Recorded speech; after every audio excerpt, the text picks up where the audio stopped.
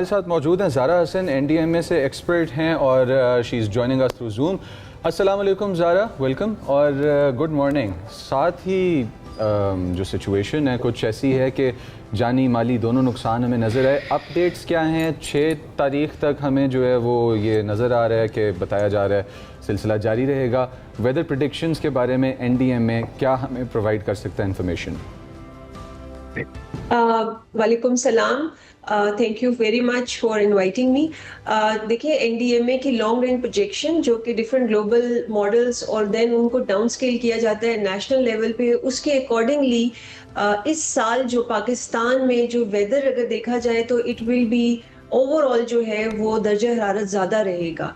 ख़ास तौर पे अगर मैं बारिशों की तरफ आती हूँ, पहले मैं आपको थोड़ा सा फिनोमेना बता दूँ। इस साल नोआ ने, WMO ने और मुख्तलिफ जितने भी इंटरनेशनल प्लेटफॉर्म हैं उन्होंने इस साल को एल नीनो का करार अदा दिया है।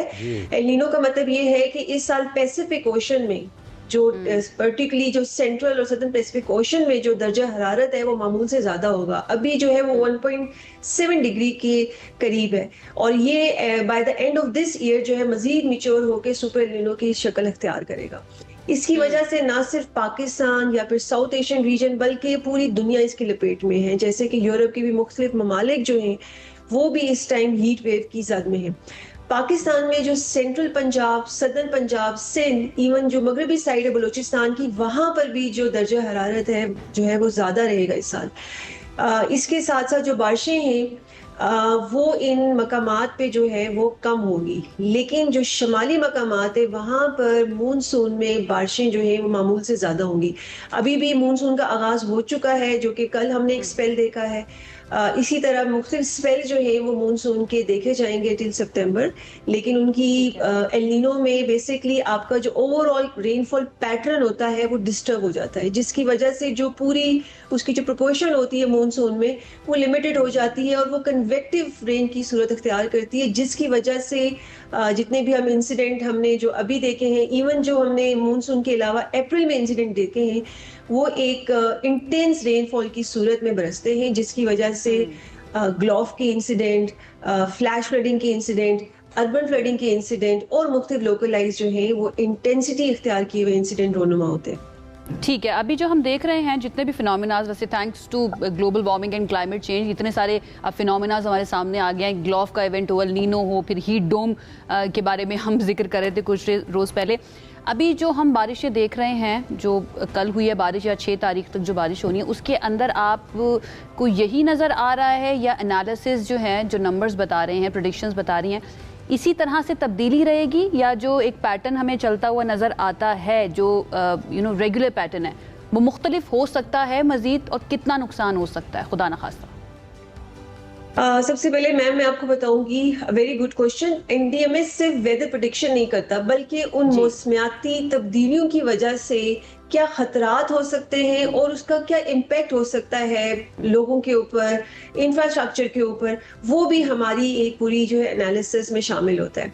अब अगर इस मूनसून की स्पेल की बात की जाए या फिर ओवरऑल हमारे पाकिस्तान की जो प्रेडिक्शंस हैं, प्रोजेक्शंस हैं, मेट्रोलॉजिकल प्रोजेक्शन और हैजर्ड की जो एनालिसिस की बात की जाए, वो इस दफा जो है बहुत इरेगुलर पैटर्न होगा। जैसा कि मैंने अर्ज किया था कि एल नीनो जो एक one of the major phenomena prevail कर रहा है ना सिर्फ पाकिस्तान में बल्कि पूरी दुनिया में, इसकी जद में जो है वो साउथ एशियन कंट्रीज भी हैं। पाकिस्तान में इस साल जैसे कि हमने देखा है कि अप्रैल में भी अगर आप पिछले साल की निस्बत जो है कंपैरिजन करें तो हमारे पास अबव नॉर्मल बारिशें हुई हैं, जिसकी वजह से बहुत इंसिडेंट हुए हैं जो कि नॉर्मली मूनसून में आपके पास इंसिडेंट होते थे। उसमें मेजर जो इंसिडेंट होते हैं वो पूरे इंफ्रास्ट्रक्चर की वजह से होते हैं। अभी आगे मूनसून में भी हम यही फोर्सी कर रहे हैं कि इसी तरह जो प्रोलॉन्ग्ड हीट वेव या फिर जिसको हाई इंटेंसिटी टेम्परेचर बेसिकली कहते हैं वो प्रिवेल करेगा टिल अगस्त और सितंबर तक।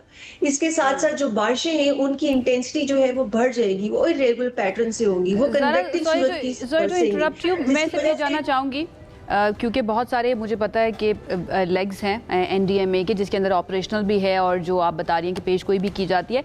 मैं ये जानना चाहूँगी प्रीएम्प्टिव मेजर्स आपको नज़र आए हैं अथॉरिटीज़ की तरफ से होते हुए इन इलाकों में, ख़ास तौर पर जो बहुत ज़्यादा वल्नरेबल है इन मॉनसून और इन सारे फिनोमिनास की वजह से, आपको नज़र आए हैं या फिर ऐसा कुछ अभी तक मॉनिटर किया गया, रिपोर्ट किया गया? इसके अंदर एक पॉइंट ऐड करते जाइएगा प्लीज़ कि एग्रीकल्चरल एरियाज बहुत ज़्यादा इम्पैक्ट होते हैं क्योंकि झेलम के साथ सारा एग्रीकल्चर लगता है, नीचे चनाब के साथ सारा एग्रीकल्चरल एरिया लगता है, तो ज़राअत को क्या डैमेज होगा, इससे आगे आने वाले मार्केट में जो शॉर्टेजेस होंगे वो किस तरह के होंगे, और क्या इनको अवॉइड करने के लिए कोई स्कीम बनाई गई है या नहीं?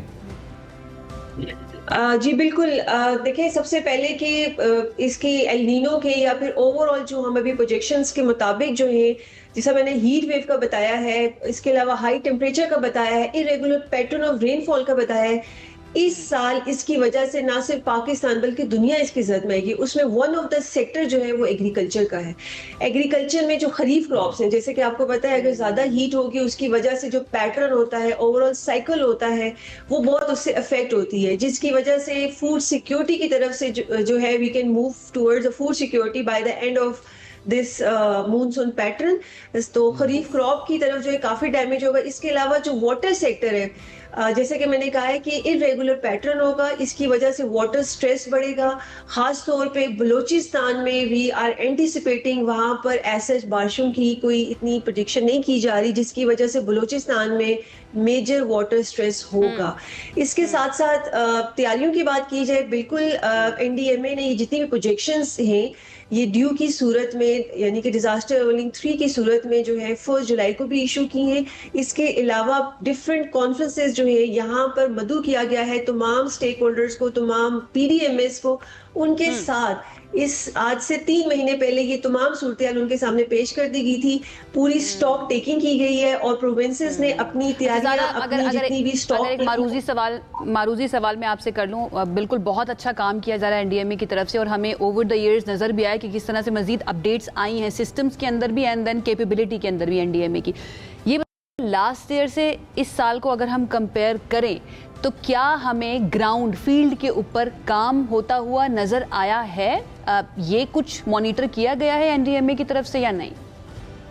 मैम, मैंने जैसा अर्ज किया कि बिल्कुल मैपिंग जो है एनडीएमए सिर्फ अपनी मैपिंग नहीं, क्योंकि जो डिजास्टर मैनेजमेंट का साइकिल है, टीयर है, उसमें एनडीएमए तीसरे नंबर पे आता है। सबसे पहले डीडीएमएस होते हैं, पीडीएमएस होते हैं, सेकंड टीयर में जब उनकी भी कैपेसिटी से बढ़ जाता है देन एनडीएमए होता है।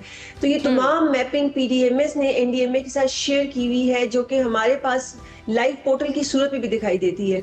अगर लास्ट ईयर की निस्बत कंपैरिजन किया जाए तो उनकी तैयारियां एज सच उस तरह से हैं, लेकिन जैसा कि मैं आपको बताऊंगी कि मौसम और ये जितने भी पैटर्न्स हैं ये इतना ड्रास्टिकली चेंज हो रहे हैं कि आपके पास बहुत कम लिमिटेड टाइम होता है रिएक्शन का। तो that's a big challenge not only for the countries like Pakistan बल्कि दुनिया के लिए, क्योंकि अभी जब कन्वेक्टिव अगर एक पैटर्न होगा तो reaction time is very less. दो हम लोग ना सिर्फ एनडीएमए बल्कि बहुत सारे मुतल्लिका अदारे जो है वो लगातार मॉनिटर कर रहे हैं तमाम ऐसे शॉर्ट टर्म पैटर्न्स को जो इरेटिंग है नेचर में, जो किसी भी टाइम जो है वो रोनुमा हो सकते हैं, उनको देखा जा रहा है और उसके मुताबिक जो है रेस्क्यू की एफर्ट, रिस्पांस की एफर्ट, यूएसएआर टीम जो है वो मोबिलाइज हुई है।